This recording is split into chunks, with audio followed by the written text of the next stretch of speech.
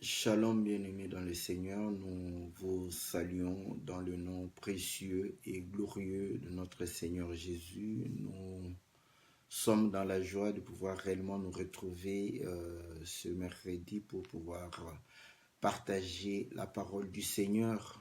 Et nous sommes très reconnaissants à ce Dieu qui nous donne la force, qui nous donne la capacité de pouvoir réellement nous retrouver et communier ensemble. Que Dieu vous soit favorable, que Dieu vous bénisse, que Dieu puisse réellement vous assister en toutes choses. Nous prions afin que l'Éternel puisse vous accompagner dans tout ce que vous faites. Nous saluons tous les bien-aimés qui sont réellement communiés à cette œuvre.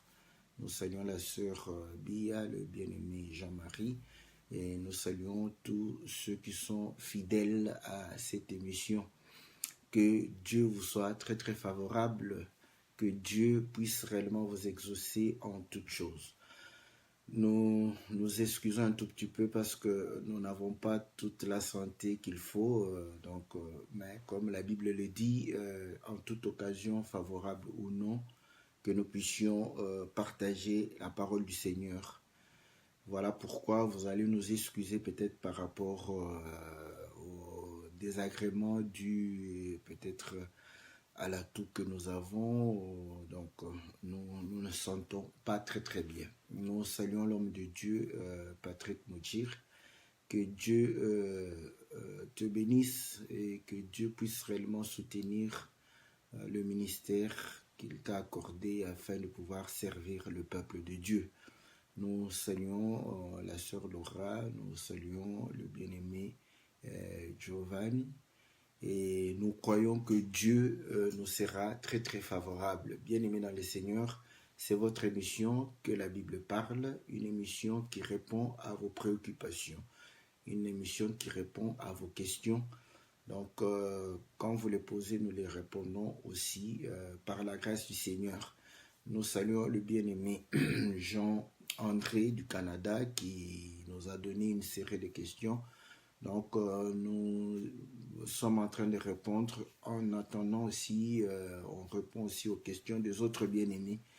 Et nous croyons qu'aujourd'hui, nous allons parler du crocodile. Bon, c'est notre bien-aimé Victor de Paris qui nous a posé cette question et nous estimons que la question peut sembler être petite, mais elle est profonde. Il nous a posé la question sur les éternuements du crocodile. Il a posé aussi à partir de Job 18 jusqu'au 21. Donc bon. Or, pour en parler plus facilement, je crois que c'est comme ça que je vais essayer de répondre un peu plus au-dessus, donc à partir des éternuements, même avant cela. Donc, voilà, que Dieu le bénisse. Donc, comme nous le disons, n'hésitez pas de pouvoir faire parvenir vos questions. Nous allons les répondre avec la grâce du Seigneur. Nous tenons à remercier tous les bien-aimés qui ont participé au rassemblement qui s'est tenu ce week-end. Donc que Dieu vous soit favorable, que Dieu vous bénisse pour le sacrifice que vous vous êtes donné pour pouvoir réellement glorifier le nom du Seigneur et participer à l'œuvre de Dieu. Nous vous sommes très reconnaissants et nous glorifions le Seigneur. Et nous rendons les actions de grâce pour votre grande participation. Que Dieu se souvienne de vous, que Dieu puisse réellement vous accorder toutes les bénédictions dans le nom puissant et glorieux de notre Seigneur Jésus. Nous saluons les bien-aimés Marcel de Dijon ainsi que le bien-aimé Jean Ngongo de Dijon. Nous saluons aussi le docteur Ngongo de Paris. Nous saluons le prophète Christian. Le Kassai, que Dieu le bénisse, et le bien-aimé Gabin. Donc, le frère voulait savoir sur les éternuements du crocodile. Et comme vous le savez, nous avons à pouvoir répondre. Mais pour répondre à ces questions, parfois, les gens se disent, mais pourquoi par parlé du crocodile, c'est pas nous. Nous avons dit d'abord que ce n'est pas nous, c'est Dieu lui-même. Et j'aime bien l'écriture de Job. Donc, je commence dans Job 38. Job 38, au verset 1, le Seigneur dit ceci. L'Éternel répondit à Job du milieu de la tempête et dit, qui est celui qui obscurcit mes desseins par des discours sans intelligence, saint, terrain, comme un vaillant homme, je t'interrogerai et tu m'instruiras. Donc, vous allez comprendre que quand le Seigneur interroge, c'est en vue de pouvoir tirer une instruction. Donc, le Seigneur, en interrogeant Job, il savait qu'il était en train de pouvoir chercher une instruction, n'est-ce pas, de la part de Job. Or, il est celui qui pose des questions et qui répond lui-même. Donc, voilà pourquoi Job était réellement conscient et il va dire, Seigneur, parle et j'écouterai. Donc, voilà, il va écouter l'instruction en silence. Et nous comprenons que toutes les questions que le Seigneur était en train de pouvoir poser, c'est en vue de pouvoir réellement avoir une instruction. Nous lisons dans Job 40, verset 20, il dit ceci, « Prends-tu le crocodile à la maison ?» Donc, c'est une question, n'est-ce pas, qui demande à ce qu'on puisse apporter la réponse, et la réponse sera une instruction pour nous. Et la Bible dit que toute écriture est inspirée de Dieu, utile, n'est-ce pas, pour pouvoir réellement instruire. Donc, nous sommes dans le livre de Timothée, n'est-ce pas, utile pour enseigner, pour convaincre, pour corriger, pour instruire dans la justice, afin que l'homme de Dieu soit accompli et propre à toute bonne œuvre. Donc, vous allez comprendre que l'instruction, n'est-ce pas, apporte réellement des capacités à pouvoir réellement faire les bonnes œuvres de Dieu. Quand Dieu nous instruit, c'est afin que nous puissions pratiquer les bonnes œuvres qu'il a préparées pour nous dès avant la fondation du monde. Donc, nous comprenons que les questions que le Seigneur a posées à Job, c'était une instruction qu'il apportait, n'est-ce pas? Et au travers Job, il voulait apporter cette instruction à tous ceux qui aiment sa parole, à tous ceux qui obéissent à sa voix. Donc voilà, nous ne répondons pas à des questions comme ça juste pour le plaisir de pouvoir répondre ou pour que nous puissions montrer que nous avons une grande connaissance, mais nous croyons que la connaissance, elle est réellement vitale, car le Seigneur lui-même dit, mon peuple meurt par manque de connaissance. Et lorsque la connaissance vient, elle vient pour que nos vies changent. Une connaissance qui ne fait pas changer la vie, c'est une connaissance fondamentale. Même dans le monde des hommes, une connaissance qui n'est pas pratiquée, c'est une connaissance juste pour, n'est-ce pas, grossir la tête, le savoir, mais eux veillent à ce que toute connaissance soit applicable parce que la connaissance doit être utile pour l'homme. Et aujourd'hui, nous appelons réellement la nature afin que vous puissiez comprendre que plus nous avons la connaissance, nous vivons mieux. Nous vivons, n'est-ce pas, sainement, nous vivons beaucoup plus longtemps. Donc, tu comprendras que si la connaissance des hommes permet aux hommes de vivre mieux, de vivre sainement, de vivre, n'est-ce pas, plus longtemps, à combien plus forte raison la connaissance de Dieu. La connaissance de Dieu apporte la vie et la connaissance de Dieu nous permet de pouvoir être propre, loin des souillures, loin du péché. Lorsqu'on connaît Dieu, on est loin du péché. Voilà pourquoi le Seigneur dit, celui qui pêche ne m'a point connu. Donc vous allez comprendre que la connaissance s'est traduite par la sanctification. La connaissance s'est traduite par une vie qui soit semblable à la vie que Dieu est en train de pouvoir manifester. Et ainsi que les hommes puissent témoigner que nous avons vu de Dieu sous forme d'homme, qu'on puisse réellement voir la main puissante du Seigneur dans nos vies. Voilà pourquoi la connaissance est importante et la connaissance, c'est la vie pour l'éternité. Écoutez ce que le Seigneur dit, n'est-ce pas, dans le livre de Jean, chapitre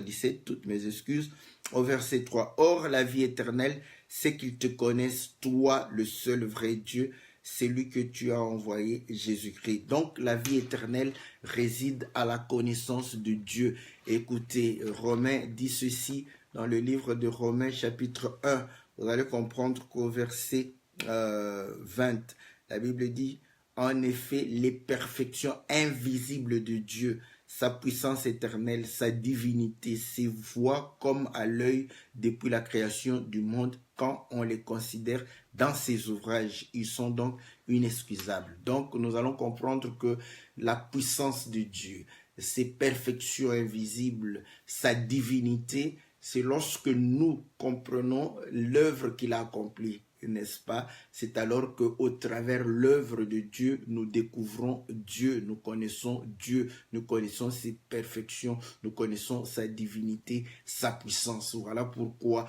vous allez comprendre que nous devons connaître, n'est-ce pas, l'œuvre que Dieu a accomplie. Et ainsi, Dieu créa, n'est-ce pas, la terre, il créa les cieux, la terre, la Bible dit, et tout ce qui s'y trouve. Donc, au travers les créations de Dieu, nous pouvons réellement découvrir la puissance de Dieu, les perfections de Dieu. Écoutez, or, le crocodile est une créature de Dieu. Donc Dieu l'a créé et Dieu lui-même interroge Job pour pouvoir tirer une instruction. C'est Dieu qui nous pousse à pouvoir examiner le crocodile pour pouvoir avoir une instruction et pour pouvoir réellement connaître ses perfections, connaître sa divinité, connaître sa puissance. Voilà pourquoi nous n'allons pas nous empêcher de pouvoir réellement, n'est-ce pas, essayer de pouvoir répondre avec l'aide de Dieu, parce que comme nous l'avions dit, s'il n'avait pas répondu, on ne serait pas capable de pouvoir donner la réponse, parce qu'il est le seul à pouvoir réellement répondre aux questions qu'il se pose lui-même. Voilà, toutes nos excuses, comme vous le savez, je l'ai déjà dit, que je ne me sens pas très bien. Donc, la Bible dit ceci, n'est-ce pas? Au verset 7, je commence au verset 6. Ces magnifiques et puissants boucliers sont unis ensemble comme par un sceau. Ils se serrent l'un contre l'autre, l'air ne passerait pas entre eux. Ce sont des frères qui s'embrassent, se saisissent et demeurent inséparables. Donc, or, vous allez comprendre que lorsque Dieu parle des frères, et il parle, n'est-ce pas, de la fraternité, et vous allez comprendre que la fraternité, c'est l'amour. L'unité, n'est-ce pas, c'est réellement ce que Dieu est en train de pouvoir nous montrer. Soyez un comme le Père et moi, nous sommes un. Donc, vous allez comprendre que ça, ce sont les notions que le Seigneur lui-même manifeste. Voilà pourquoi nous disons que lorsque nous lisons, parce que, bon, vous savez, quand on voit le crocodile, on trouve qu'il il est dangereux, donc on ne peut pas avoir une image de pouvoir comprendre que Dieu peut se manifester au travers le crocodile. Le lion aussi est dangereux. Quand vous le rencontrez dans la savane, vous n'allez pas glorifier le Seigneur pour dire que voilà, j'ai vu le lion, certainement ça pouvait être le lion de la tribu de Juda. Vous allez fuir. Vous n'allez pas vous rester là pour pouvoir glorifier Dieu. Donc vous allez fuir. Donc de la même manière que nous croyons que le lion peut représenter le Seigneur parce qu'il est le lion de la tribu de Juda, mais à la savane, n'est-ce pas, de Kenya là-bas ou de Kivu là-bas, si vous rencontrez un lion, vous ferez la prière pour que Dieu puisse vous délivrer. Donc vous allez comprendre que c'est la même chose, que le crocodile puisse nous effrayer, mais Dieu peut se révéler au travers. Voilà, ce sont des éléments où nous disons, ce sont des clés qui nous permettent de pouvoir comprendre la nature de ce crocodile. On dit que ses écailles sont serrées n'est-ce pas, les unes contre les autres, ce sont des boucliers. Donc, pour montrer que, or, vous allez comprendre que le bouclier, n'est-ce pas, est utilisé pour pouvoir éteindre, n'est-ce pas, les armes d'attaque, les traits enflammés, le javelot. Donc, vous allez comprendre qu'il démontre que ce sont des frères, des frères. Donc, on comprend que ce crocodile, n'est-ce pas, est composé de plusieurs frères. Or, écoutez, nous comprenons par là qu'il n'y a qu'un seul qui est un et qui est composé de frères. Donc, ça sont des éléments, des clés qui démontrent que nous ne devons pas regarder ce crocodile de manière, comment, effrayé. Je lis l'écriture dans le livre de 1 Corinthiens chapitre 12 au verset 12. Car comme le corps est un et a plusieurs membres, et comme tous les membres du corps, malgré leur nombre, ne forment qu'un seul corps, ainsi en est-il de Christ. Voilà, donc vous voyez, Christ est celui qui est un tout en étant plusieurs, tout en étant une multitude, tout en étant réellement infini. Donc nous comprenons, et nous avons tous en effet été baptisés dans un seul esprit pour former un seul corps, soit juif, soit grec, soit esclave, soit libre. Nous avons tous été abreuvés d'un seul esprit. Ainsi, le corps n'est pas un seul membre, mais il est formé de plusieurs membres. Le pied, si le pied disait parce que je ne suis pas une main, je ne suis pas du corps, ne serait-il pas du corps? Donc voilà l'unité que Paul est en train de pouvoir démontrer. Il le démontre, il l'explique. Nous comprenons que le Seigneur Dieu lui-même parle de l'unité au travers le crocodile. Il démontre que ces écailles sont unies, ce sont des boucliers, donc ce sont des frères qui sont inséparables. Et ici, Paul démontre que si le pied voulait se séparer du corps, est-ce il peut le faire? Il ne peut pas, il est membre du corps. Voilà pourquoi il est en train de démontrer que le pied, même si le pied n'est pas la main, le pied ne peut pas se séparer de la main. Donc, ils sont unis et ils sont unis par, n'est-ce pas, l'esprit du Seigneur, car la Bible dit que celui qui s'attache au Seigneur forme un même esprit avec lui. Donc nous formons un même esprit et nous formons un même corps. Voilà pourquoi nous participons au même corps. Et ainsi nous comprenons que, étant des frères, n'est-ce pas, c'est là où je dis, nous prêchons la parole, mais pour la vivre, c'est un problème. Vous voyez, ça c'est une interpellation. Voilà pourquoi je dis la vraie représentation. Moi, j'ai toujours dit ça. On nous avait prêché, je crois cela, on nous avait prêché que nous sommes des frères, les écailles du crocodile. Mais oui, nous le sommes, mais nous le vivons difficilement aujourd'hui. Nous vivons difficilement les écailles du crocodile. Voilà pourquoi j'ai toujours dit que les versets, ce sont des véritables frères. Voilà pourquoi les versets, que vous le vouliez ou non, ne peuvent pas se quereller. Donc, le principe est celle. On ne se querelle pas, n'est-ce pas? Mais voilà, dans la nature humaine, parfois, on se querelle. Mais même si on se querellait, on ne peut pas se diviser. Si réellement nous sommes animés d'un même esprit, si nous sommes réellement animés des sentiments qui étaient en Jésus, vous allez comprendre que malgré les différences, parce que la main n'est pas le pied, l'oreille n'est pas l'œil, la bouche n'est pas le nez, donc malgré nos différences, nous allons demeurer parce que le corps, c'est le Seigneur. Or, ce corps, écoutez, c'est la parole, parce que le corps du Seigneur, c'est la parole. Voilà pourquoi vous allez comprendre que par rapport à notre nature humaine, moi, je reconnais mes frères par rapport à la parole. Je reconnais mes frères par rapport à l'enseignement, à la foi, par rapport à la vie, n'est-ce pas? Quand un frère, même si tu réunis que tu es mon frère, mais si tu témoignes la parole et si tu vis la parole, je comprendrai qu'un seul point où tu auras des difficultés de vivre, c'est-à-dire de reconnaître que nous sommes frères.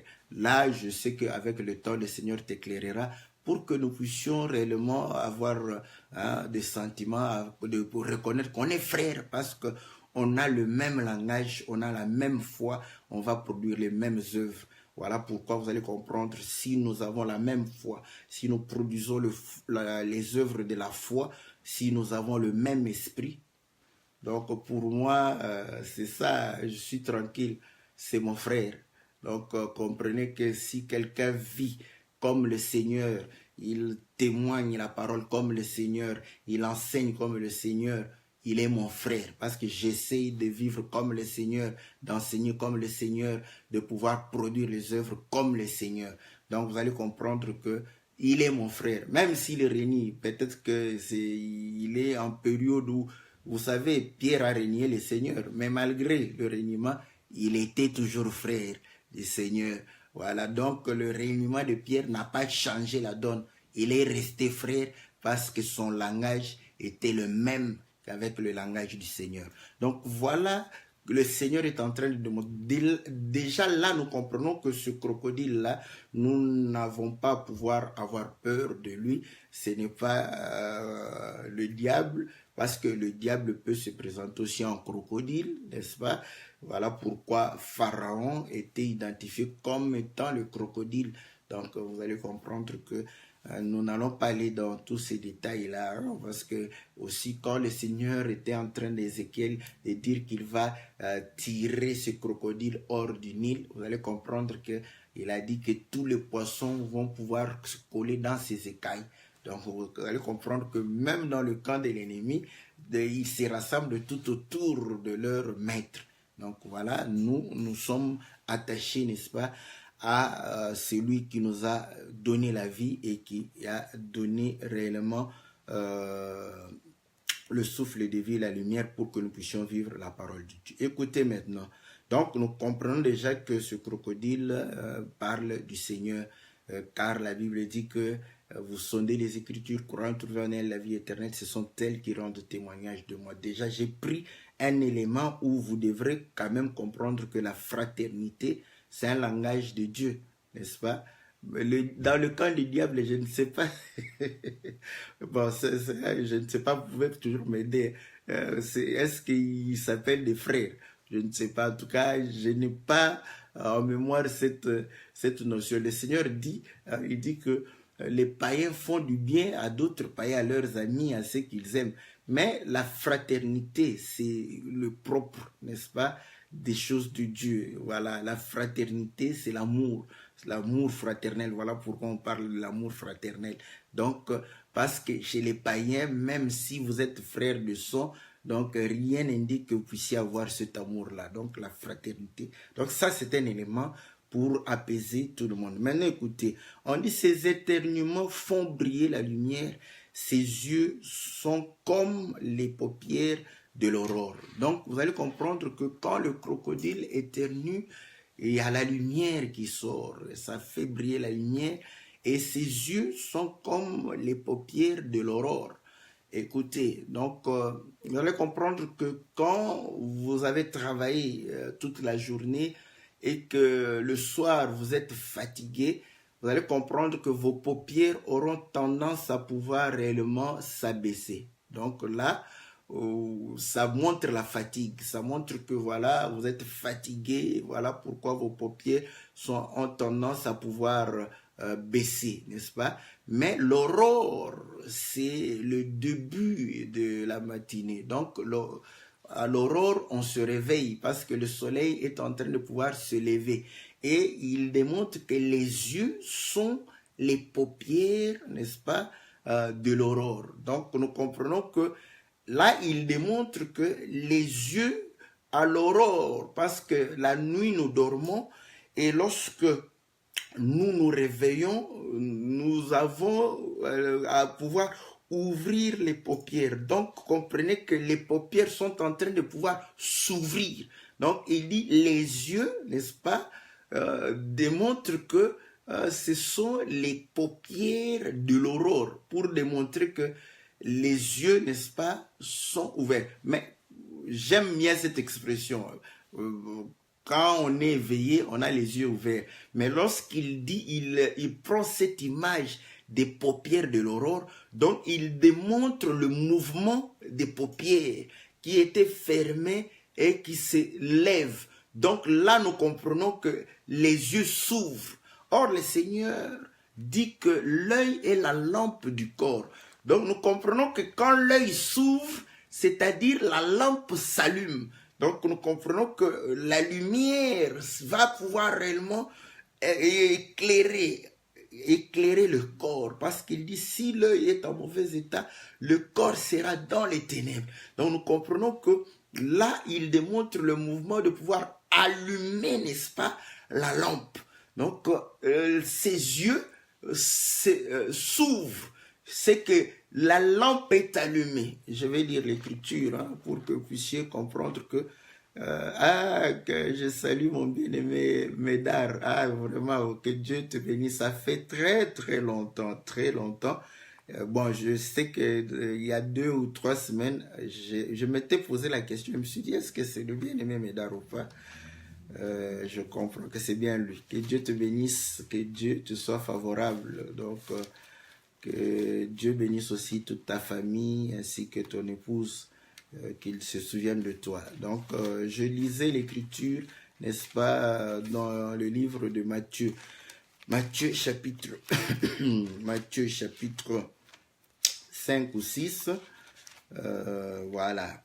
Il dit ceci, au verset 6, certainement. Voilà. Au verset 22. L'œil est la lampe du corps. Si ton œil est en bon état, tout ton corps sera éclairé. Donc, c'est l'œil qui est la lampe. Quand l'œil est fermé, le corps est dans les ténèbres. Quand l'œil s'ouvre, le corps est éclairé. Donc, quand l'œil s'ouvre, le soleil s'élève. Est-ce que vous comprenez? Le soleil s'élève. Or, écoutez, quand le soleil s'élève, le Seigneur prend, il dit que Dieu fait lever le soleil pour le méchant et pour le bon. Donc, il démontre que le fait que le soleil est levé, cela est une grâce. Dieu fait grâce même, n'est-ce pas, aux méchants et aux bons pour pouvoir bénéficier du souffle de vie. Donc, pour montrer, n'est-ce pas, le temps de la grâce. Pourquoi Dieu allume, n'est-ce pas, la lampe. Voilà pourquoi c'est pour éclairer. Voilà, vous allez comprendre qu'il dit que la lampe ne peut pas être cachée. La lampe doit être mise au-dessus pour éclairer la maison. Donc, quand Dieu allume, c'est pour éclairer. Donc, quand Dieu éclaire, c'est pour chasser les ténèbres. Donc, nous comprenons que quand le Seigneur chasse les ténèbres, nous bénéficions, n'est-ce pas, du temps de la grâce. Donc, ici, nous voyons ce mouvement-là. Pourquoi je suis en train de parler? Parce que la question qui m'a été directement posée, c'est le verset 18 au 21. Je ne peux pas directement répondre là-bas pour que vous puissiez comprendre que Dieu fait d'abord grâce. Quand Dieu fait grâce et que le temps de la grâce, n'est-ce pas, fini, c'est alors que Dieu peut punir. Même les hommes sont comme ça. Ils avertissent une première fois, une deuxième fois, une troisième, après ils sanctionnent. Donc vous allez comprendre que la nature humaine nous démontre même que on ne peut pas punir quelqu'un direct. Quand tu punis directement, on comprend que tu n'es pas de bonne foi. Quelqu'un qui est de bonne foi avertit d'abord. Une première fois, une deuxième fois, une troisième fois, même une quatrième fois. Tu peux avertir comme tu voudras, mais du moins après avoir averti, tu peux sanctionner. À ce moment, nous comprenons que la sanction vient après l'avertissement. Or, l'avertissement, c'est ça même la lumière, parce que l'avertissement c'est pour chasser les ténèbres, chasser le mauvais comportement, chasser le péché, la souillure. Quand Dieu allume la lampe, quand Dieu éclaire, c'est pour que nous puissions abandonner la mauvaise vie. Voilà pourquoi vous allez comprendre que maintenant le soleil est réellement levé dans la tente. Écoutez, j'aime ça, parce que nous parlons du soleil qui s'est couché, mais quand le soleil se couche quelque part, il s'élève dans un autre endroit. Écoute, je prends cette expression de Pierre, n'est-ce pas? Ça, c'est vraiment une bonne chose. Écoutez, il dit ceci au verset 18. Et, 2 Pierre chapitre 1 au verset 18. Et nous avons entendu cette voix venant du ciel lorsque nous étions avec lui sur la sainte montagne. Et nous tenons pour d'autant plus certaine la parole prophétique à laquelle vous faites bien de prêter attention, comme à une lampe qui brille dans un lieu obscur, jusqu'à ce que le jour vienne apparaître et que l'étoile du matin s'élève dans vos cœurs. Voilà.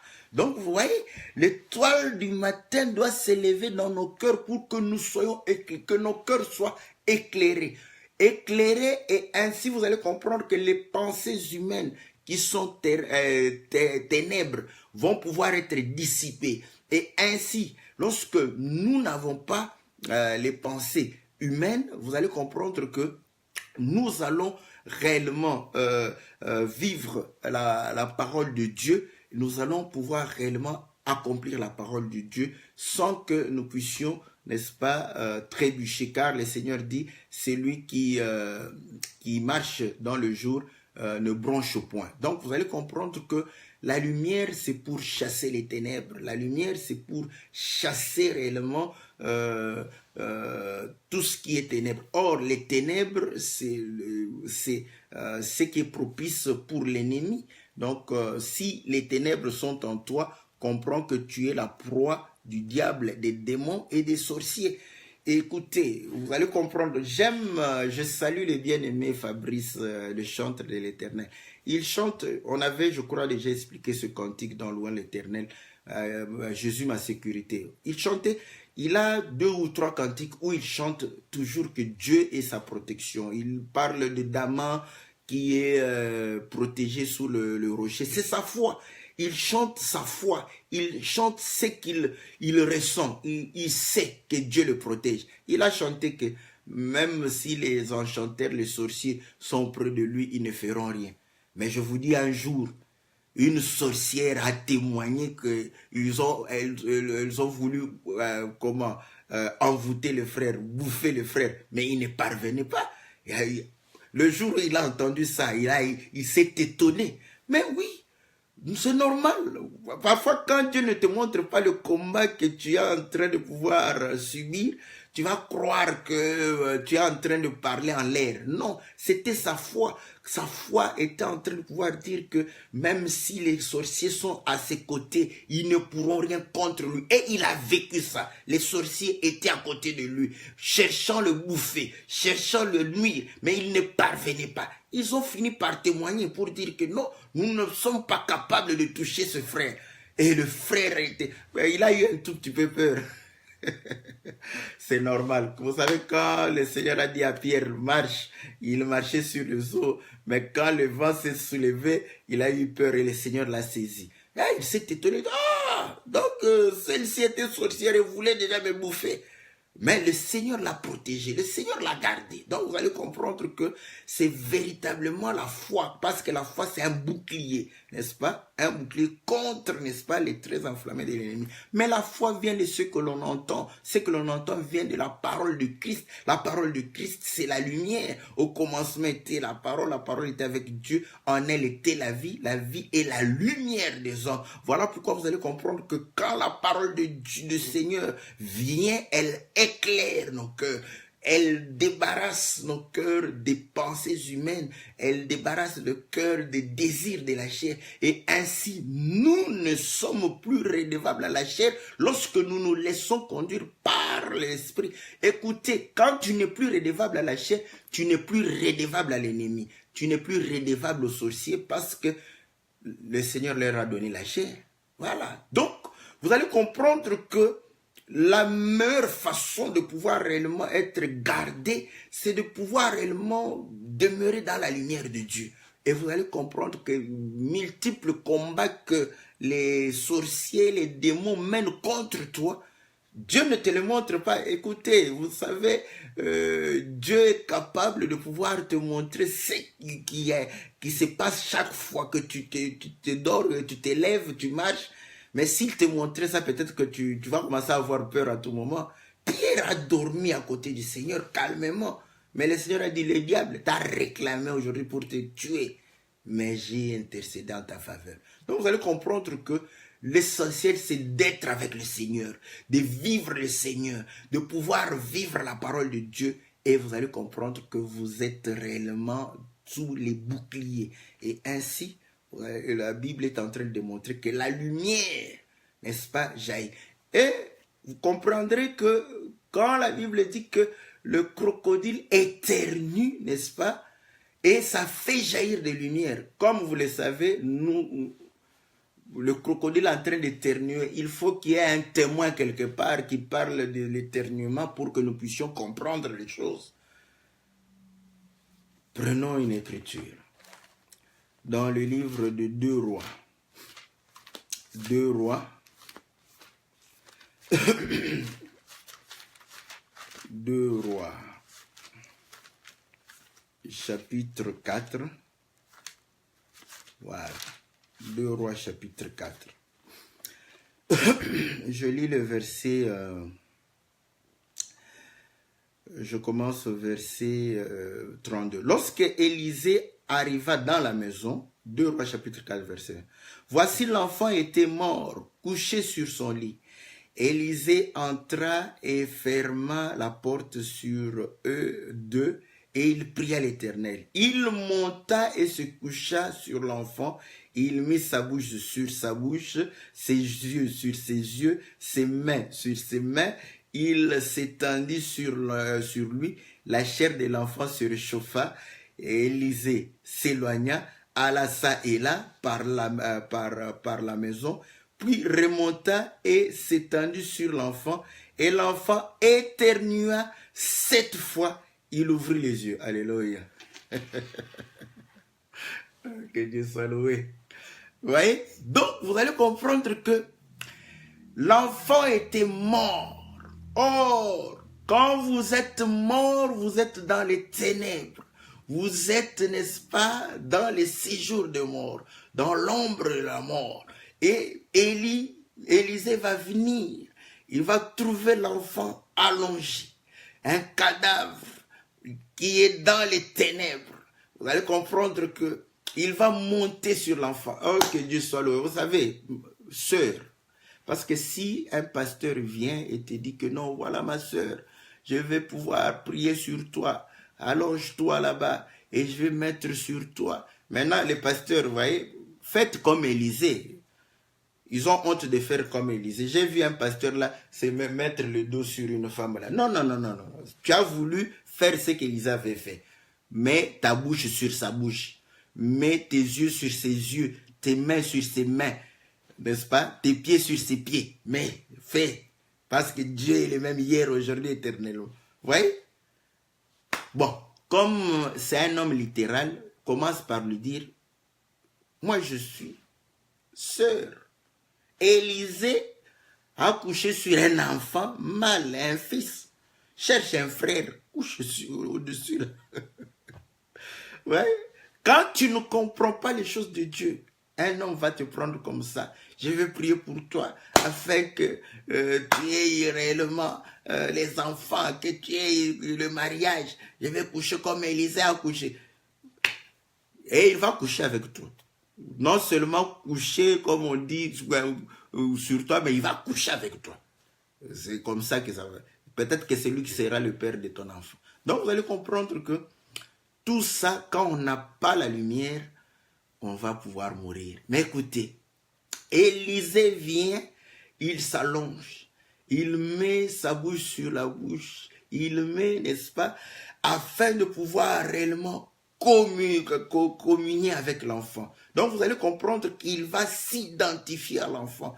Il va pouvoir réellement transmettre sa vie sur l'enfant. Donc la vie que l'enfant a eue, c'est la vie d'Élisée. Élisée, c'est l'homme de Dieu. Et c'est là où nous comprenons que, voilà, quand Dieu souffla dans les narines, bon, j'espère que vous savez que Dieu a fait l'homme avec ses propres mains. Il a porté un corps lorsqu'il faisait l'homme, n'est-ce pas? Voilà pourquoi il dit que lorsque le potier, c'est un homme, il fait avec ses mains, il était en train de faire des vases, il dit c'est comme ça. Donc Dieu porta un corps pour pouvoir faire l'homme, modeler l'homme. Il modéla l'homme. Hein? L'homme était encore un cadavre, son âme était en lui. Il était corps et âme. Que Dieu soit loué. Vous allez comprendre. Il était corps et âme. Parce que la Bible dit que quand Dieu souffla, il devint une âme vivante. Donc, auparavant, il n'était pas une âme vivante.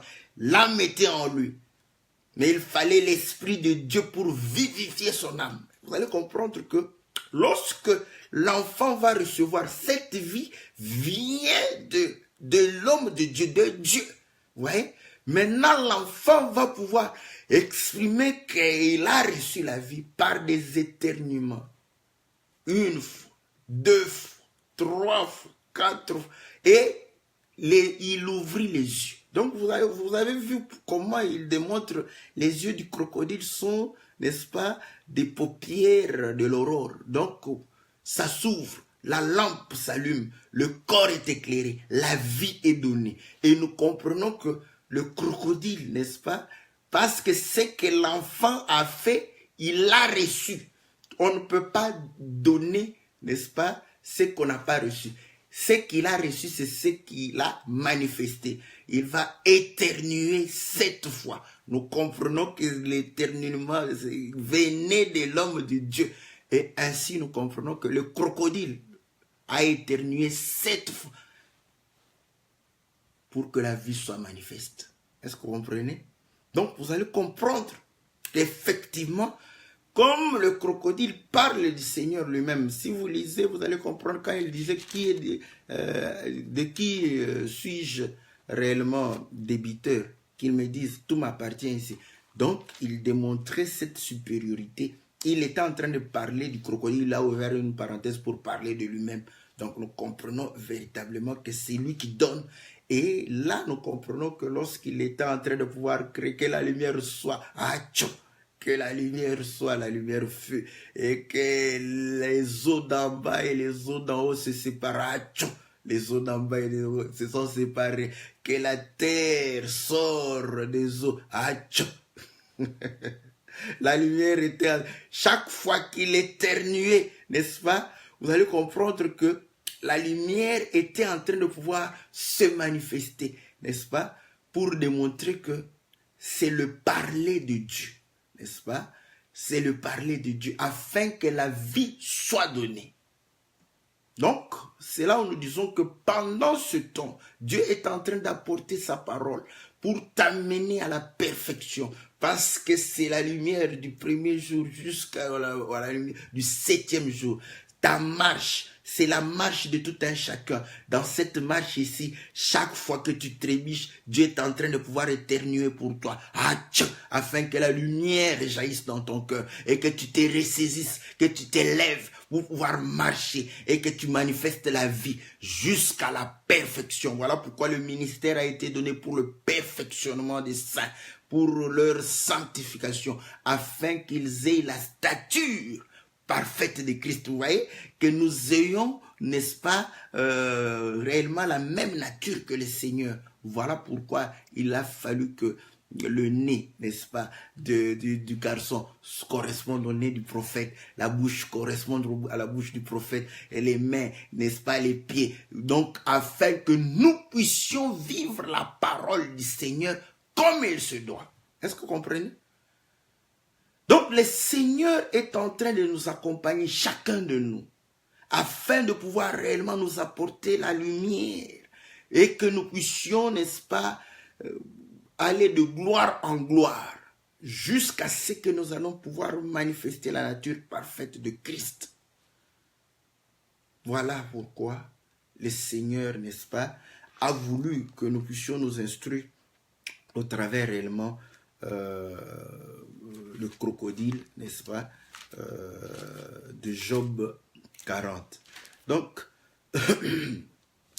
la Bible démontre, et la Bible est en train de pouvoir dire, n'est-ce pas, nous le disons, quand le Seigneur créa, il se reposa non pas parce qu'il était fatigué, mais parce que son œuvre était parfaite. Celui qui a commencé cette œuvre en vous la rendra parfaite. Donc, vous allez comprendre que et il apportera toutes les paroles nécessaires afin que tu puisses manifester la perfection. Attache-toi à cette parole, attache-toi, n'est-ce pas, réellement à la lumière de Dieu. Et tu verras réellement comment le Seigneur va pouvoir faire dans ta vie pour que tu puisses réellement manifester sa nature.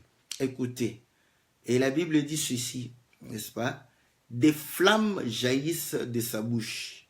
Des étincelles de feu s'en échappent. Donc, vous allez comprendre que c'est comme nous l'avions dit. Dieu fait toujours de la même manière. Écoutez, il est allé en Égypte. Il a voulu frapper l'Égypte. Mais avant de frapper, il va pouvoir avertir. Afin que le peuple puisse sortir de l'Égypte. Et ainsi, même en Apocalypse, il dit, sortez du milieu de mon peuple.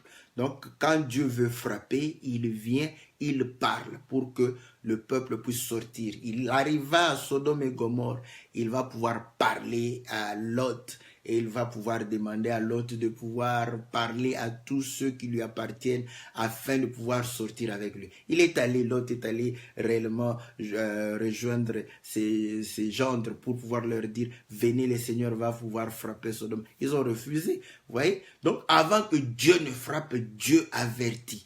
Or, quand il avertit, c'est la grâce. Voilà pourquoi nous disons, il apporte la lumière pour que nous puissions comprendre que, effectivement, après cette grâce-là, il va frapper. Voilà pourquoi la Bible dit que le soleil va s'obscurcir, n'est-ce pas? Quand le soleil s'obscurcit, la lune devient en sang. Comprenez que ce sont des temps de tribulation, des temps de jugement, des temps de difficultés, des temps où le Seigneur va pouvoir exercer réellement ses jugements. Et vous allez comprendre que on dit que de sa bouche jaillissent, n'est-ce pas, des flammes. Et le Seigneur l'a dit, lorsque les pharisiens ont refusé de croire à sa parole, il dit que voilà, je vous ai parlé, afin de pouvoir vous épargner la colère de Dieu. Vous avez refusé, ces mêmes paroles seront un jugement pour vous.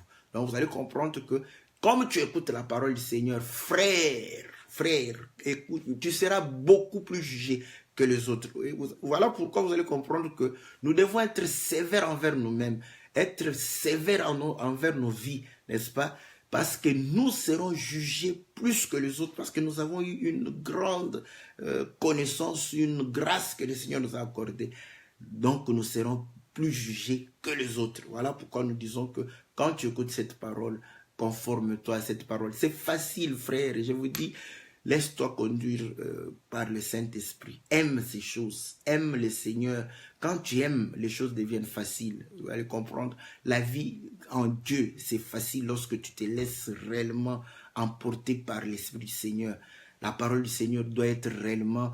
doit devenir tes pensées. Ouais? Donc, quand le Seigneur dit quelque chose, ça doit devenir naturel pour toi. Vous allez comprendre. Voilà pourquoi je vous dis, écoutez, j'ai toujours dit, exhorter, je sais que c'est en tout cas, c'est la voie par excellence pour pouvoir vivre la parole de Dieu. Quand tu fais quelque chose, pose-toi toujours la question, est-ce que le Seigneur allait le faire?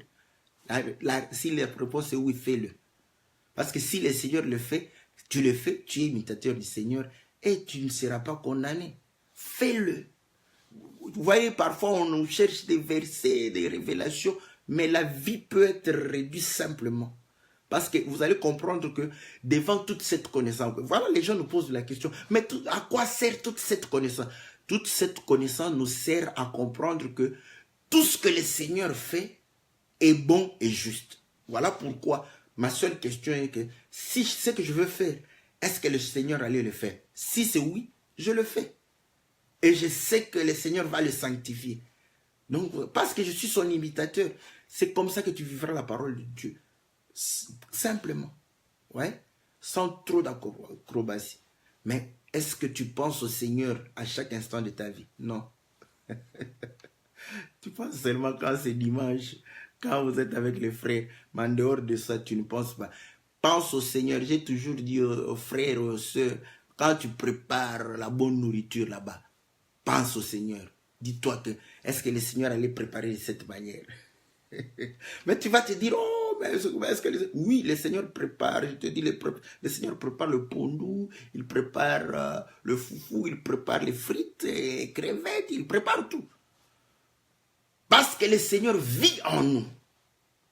À ce moment-là, vous allez comprendre que si tu prépares la nourriture et que tu donnes à un frère, le Seigneur, n'est-ce pas, il est en train de faire de bonnes œuvres au travers de toi. Voilà pourquoi il faut préparer un bon pondou pour donner à un frère afin qu'il glorifie le Seigneur. Ouais? Mais si tu ne penses pas ça, tu vas préparer comme tu veux. Les gens vont. Pourquoi? Parce que Dieu ne fait pas de choses, il ne donne pas de choses qui puisse réellement nous déployer. Quand le Seigneur te fait grâce, tu seras content. Donc il fait les choses bonnes. Il prépare les bonnes choses. Voilà pourquoi quand tu prépares, tu dois... Comme le Seigneur, il prépare de bonnes choses. Si le Seigneur préparait la nourriture, il allait préparer une bonne nourriture. Je dois préparer une bonne nourriture et donner aux autres. Tu vas vivre la parole du Seigneur calmement. Écoutez. Donc c'est toujours de cette manière. Il avertit. Vous refusez de pouvoir écouter, c'est le jugement qui suit. Vous voyez? Donc vous allez comprendre que voilà pourquoi la Bible dit que les flammes jaillissent de sa bouche, des étincelles de feu s'en échappent. Et vous savez qu'en Apocalypse, la Bible dit qu'il va pouvoir réellement, n'est-ce pas, frapper les nations avec l'épée qui sort de sa bouche. Parce que c'est sa parole qui sera un jugement contre, n'est-ce pas, ce monde pervers. Donc, cette parole que nous écoutons, n'est-ce pas, c'est une grâce pour nous, mais un jugement pour l'Égypte. Que le Seigneur nous fasse grâce de pouvoir comprendre que nous devons réellement écouter. Voilà pourquoi cette parole condamne les œuvres de la chair. Mais pour eux, comme ils ont refusé, ça va condamner les œuvres de la chair et les condamner directement parce qu'ils n'ont pas voulu vivre la parole de notre Dieu. Écoutez, la Bible dit, une fumée sort de ses narines comme d'un vase qui bout et d'une chaudière ardente. La fumée sort des narines du crocodile. Ah, je comprends pourquoi vous voyez, quand les gens, le dragon, il crache le feu. Ils ont pris ici. Ils ont pris ici. Vous allez voir que la fumée sort de ses narines. Mais est-ce que c'est juste pour pouvoir faire peur aux gens? Non. C'est que Dieu a les narines. Si le Seigneur parle du crocodile de ses narines, c'est que lui-même il a des narines. À quoi servent les narines de Dieu? Lisons l'Écriture dans Deutéronome. Deutéronome chapitre 33. Deutéronome chapitre 33. La Bible dit ceci. Au verset 8. Sur Lévi, il dit, les Tumim et les Urim ont été confiés à l'homme saint, que tu as contesté à Massa et avec qui tu as contesté aux eaux de Mériba. Lévi dit de son père et de sa mère, je ne les ai point vus. Il ne distingue point ses frères, il ne connaît point ses enfants, car il observe ta parole, il garde ton alliance, il enseigne tes ordonnances à Jacob et ta loi à Israël. Ils mettent l'encens sous tes narines et l'holocauste sur ton autel. Vous allez voir que Lévi, n'est-ce pas, c'était la sacrificature, le sacerdoce lévitique. C'était pour mettre l'encens sur les narines de Dieu, afin que le sacrifice soit de bonne odeur, afin que Dieu puisse agréer. Donc vous allez comprendre que quand Dieu agrée, il inhale, n'est-ce pas, le sacrifice. Et ainsi, vous allez comprendre que aussi, quand on vous présente la nourriture, ça fait partie, n'est-ce pas, du goût. N'est-ce pas, quand vous sentez une bonne odeur, directement, la nourriture va bien goûter. Donc, on agrée la nourriture par l'odorat. Vous sentez, vous inhalez. Est-ce que vous comprenez? Vous inhalez, n'est-ce pas, l'odeur de la nourriture. Ainsi, Lévi, lorsqu'il offrait, il présentait l'encens, n'est-ce pas? Il présentait les aromates, tout ça, pour pouvoir réellement donner une bonne odeur, un bon parfum, n'est-ce pas? Et Dieu inhalait cela. Quand il inhale le bon parfum, il agrée, n'est-ce pas? Or, écoutez, en Apocalypse, la Bible dit ceci. Nous sommes dans les livres d'Apocalypse, chapitre 8. Est-ce que vous voyez? Apocalypse, chapitre 8. La Bible est en train de pouvoir dire ceci. Au verset 1, quand il ouvrit le 7e sceau, il eut dans le ciel un silence d'environ une demi-heure. Et je vis les 7 anges qui se tiennent devant Dieu, et 7 trompettes leur fut donnée. Et un ange vint et il s'éteint sur l'autel, ayant un encensoir d'or pour pouvoir offrir l'encens. Encensoir d'or pour offrir l'encens.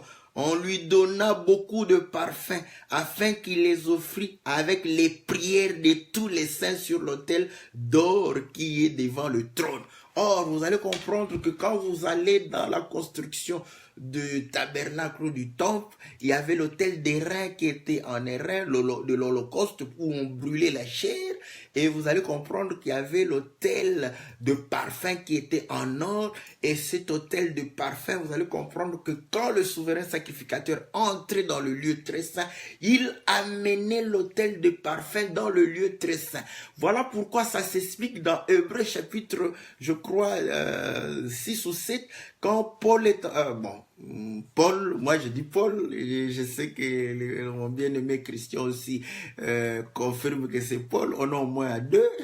Si ce n'est pas Paul, c'est un disciple de Paul, et un disciple de Paul n'a répété que Paul. Donc vous allez comprendre que il va placer l'autel de parfum dans le lieu très saint. Pourquoi? Parce que vous allez comprendre que la Bible dit que le voile a été déchiré et ainsi nous avons accès au travers de la prière dans le lieu très saint afin que nos prières soient exaucées, n'est-ce pas, de Dieu. Nous comprenons que l'autel de parfum est devant le trône, dans le lieu très saint, pour pouvoir réellement donner nos prières à Dieu et que Dieu puisse les exaucer. Vous voyez? Ce sont les prières. Donc le crocodile, avant de pouvoir expirer, il inhale parce qu'il a les narines. Vous respirez, c'est inhaler et pouvoir expirer. Donc quand vous inhalez, vous prenez ce qui est dehors. Vous le faites entrer. Nous prenons l'oxygène. Nous faisons entrer l'oxygène en nous. C'est la vie. Et quand nous respirons, c'est le CO2, c'est la chaleur. Vous voyez que même nous dégageons la chaleur sur nos narines. Pour preuve, quand vous êtes dans une salle, même si c'est l'hiver, vous allez comprendre que si vous êtes nombreux, la salle va se chauffer. Qui chauffe la salle? Ce sont les hommes. C'est quand vous faites sortir, c'est la fumée qui sort de vos narines que vous ne voyez pas. C'est le CO2. Ça chauffe, n'est-ce pas? Vous allez comprendre que le réchauffement, n'est-ce pas, climatique, ça vient, n'est-ce pas? C'est ce qui sort de nos narines. Est-ce que vous comprenez? Donc, vous allez comprendre que nos prières, Dieu les a exaucées, Dieu les a écoutées. Mais nous prions parce que nous sommes réellement persécutés, tourmentés dans ce monde. Est-ce que vous voyez? Et le Seigneur dit, à moi la vengeance, à moi la rétribution. Voilà pourquoi vous allez comprendre que lorsque il prend les prières, la Bible dit au verset Apocalypse chapitre 4, la fumée, vous voyez, cette fumée de parfum monta avec les prières des saints de la main de l'ange devant Dieu, et l'ange prit l'encensoir, le remplit du feu de l'autel et le jeta sur la terre. Il eut des voix, des tonnerres, des éclairs et des tremblements de terre. Donc vous comprendrez que ce sont les mêmes prières. Il va prendre maintenant le feu et mettre là-dessus. Écoutez, quand le Seigneur dit « à moi la vengeance, à moi la rétribution », il dit ceci dans le livre de Romains chapitre 12 au verset 17. Ne rendez à personne le mal pour le mal. Recherchez ce qui est bien devant tous les hommes. Donc, vous voyez, quand on nous fait du mal, nous ne devons pas rendre le mal. Mais pourtant, qui va nous défendre?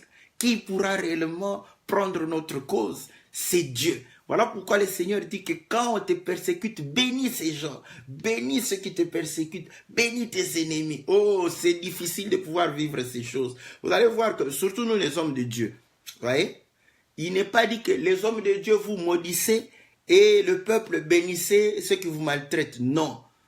Hommes de Dieu, peuple, tout le monde, le Seigneur dit, nous devons bénir. Voilà pourquoi un homme de Dieu, n'est-ce pas, s'il comprend, il ne peut pas maudire, même si un frère lui dit du mal, même si un frère lui fait du mal, tu ne peux pas le maudire. Parce que tu dois être un exemple. Si tu le maudis, c'est que les frères vont le maudire. Maudire quelqu'un, ce n'est pas seulement que Dieu te punisse, Dieu... Non, maudire, c'est mal dire de quelqu'un. Bon, toi, tu diras Dieu te punisse. Mais le frère là-bas, il va l'insulter, imbécile.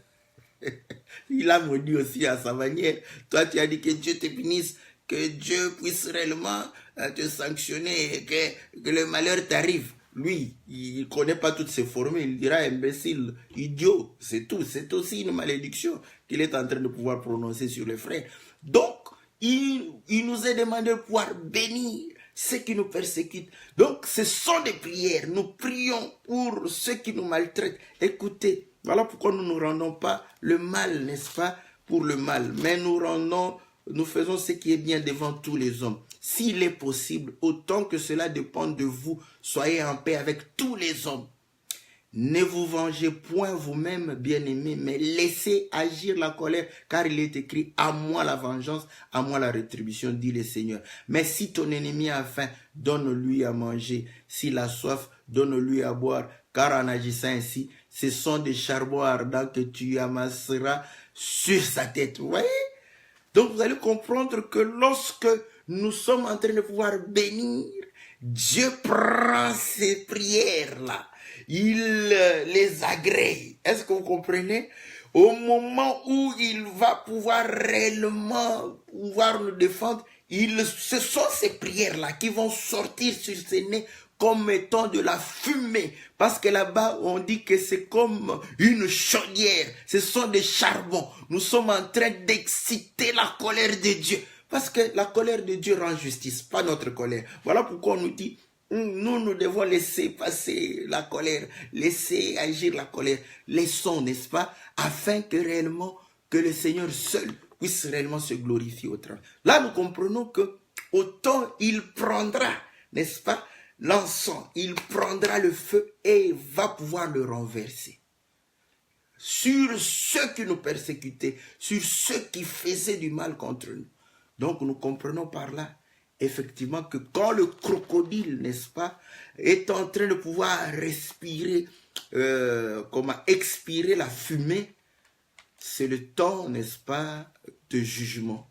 C'est là où le Seigneur est en train de pouvoir se venger, n'est-ce pas, de ceux qui étaient persécutés en son nom. Donc voilà, la Bible dit que une fumée sort de ses narines comme d'un vase qui bout, d'une chaudière ardente.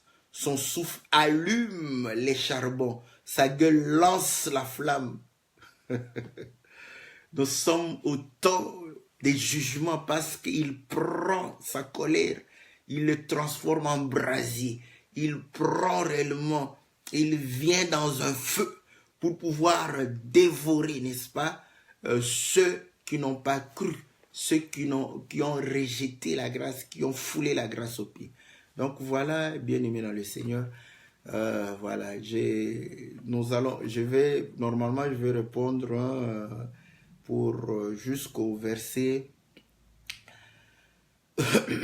bon, jusqu'à la fin du chapitre. Donc on va continuer la fois prochaine. Tout ce qu'on voulait dire que voilà, Dieu a toujours agi de la même façon. Avant d'exercer ses jugements, nous sommes au temps de la grâce où le Seigneur est en train d'allumer la lampe dans la maison.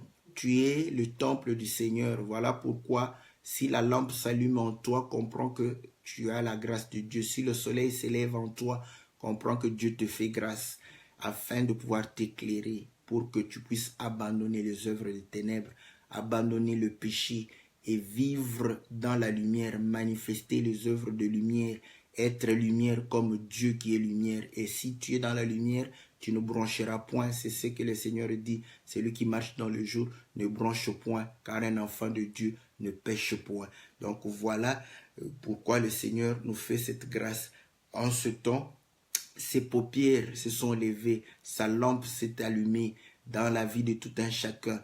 Et la Bible dit que, comme il a dit que la lumière soit, la lumière brille dans nos cœurs. Vous voyez, il fait allumer la lampe dans sa maison, dans son temple, afin de positionner chaque chose conformément, n'est-ce pas, à sa volonté. Et que tu sois une maison de prière, une maison qui glorifie le Seigneur. Et nous comprenons que, voilà, comme tu es une maison de prière, une maison qui glorifie le Seigneur, tes yeux doivent tourner vers le Seigneur. Et pendant ce temps où tu es persécuté, où tu es réellement maltraité, pendant ce temps où nous sommes persécutés, non seulement parce qu'on nous fait du mal, mais parce que nous sommes persécutés dans ce monde où l'impudicité se promène dans les rues. Donc voilà, voilà pourquoi la Bible dit que l'épouse dise Maranatha. Donc vous allez comprendre que le péché est partout, partout. Donc où que vous soyez, on côtoie le péché à tout moment. Comme Lot, nous sommes tourmentés, n'est-ce pas? Nous sommes tourmentés, mais gardons réellement la foi. Prions le Seigneur afin que le Seigneur, n'est-ce pas, qui nous a éclairés, puisse préserver nos pas de toute souillure, de tout péché, de tout ce qui n'est pas conforme à sa parole. Et ainsi, vous allez comprendre que Dieu nous vengera à lui, et ainsi vous allez comprendre que maintenant il est en train d'inhaler, n'est-ce pas, nos prières, n'est-ce pas, et il nous donne, voilà, ce qu'il lui nous donne, c'est la vie. Nous aussi, nous respirons, voilà, nous respirons la vie du Seigneur. Voilà pourquoi il est pour nous une bonne odeur, n'est-ce pas? Paul le disait, il dit que je suis une bonne odeur pour ceux qui sont sauvés, une odeur de mort pour ceux qui périssent. Donc vous allez comprendre que si tu sens que le Seigneur n'est pas bon, tu ne vas pas t'approcher de lui. Donc, nous sentons qu'il est bon. Voilà pourquoi les narines, vous voyez, la parole du Seigneur, nous la sentons, c'est une fleur, elle, n'est-ce pas? Nous sentons ce parfum, son nom c'est un parfum. Nous inhalons cela, voilà. Nous inhalons la vie, elle nous donne la vie, elle nous donne la force de pouvoir nous attacher à lui. Et c'est comme ça que nous disons que voilà, maintenant le Seigneur nous donne la vie, nous prenons cette vie et nous lui faisons nos requêtes. Il voit ta situation, il connaît ta situation, il connaît comment tu es persécuté, tu es maltraité, tu es dans la tribulation. Le Seigneur prendra réellement ta défense. Donc toi, tu n'as qu'à bénir, tu n'as qu'à prier, n'est-ce pas, afin que ceux qui te maltraitent connaissent le Seigneur, que Dieu puisse les pardonner comme Étienne a prié, pardonne-leur car ils ne savent pas ce qu'ils font.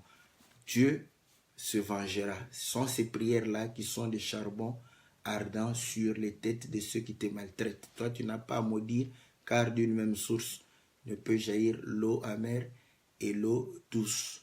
Donc, nous sommes là pour pouvoir réellement manifester, n'est-ce pas, l'eau de vie que Dieu nous a donnée. Voilà, bien-aimés dans le Seigneur, nous allons continuer, n'est-ce pas, pour parler du cou du crocodile, de son cœur, n'est-ce pas, parler de sa marche dans les abîmes.